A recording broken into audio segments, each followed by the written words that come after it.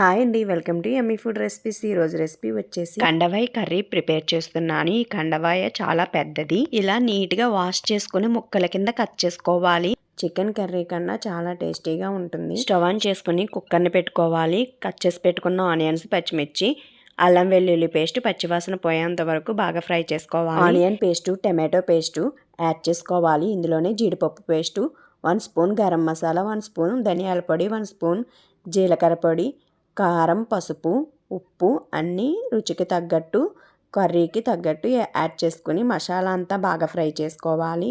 ఇందులో క్లీన్ చేసి పెట్టుకున్న కండవాల్ని కూడా యాడ్ చేసుకుని బాగా మగ్గేటట్టు మగ్గించుకోవాలి.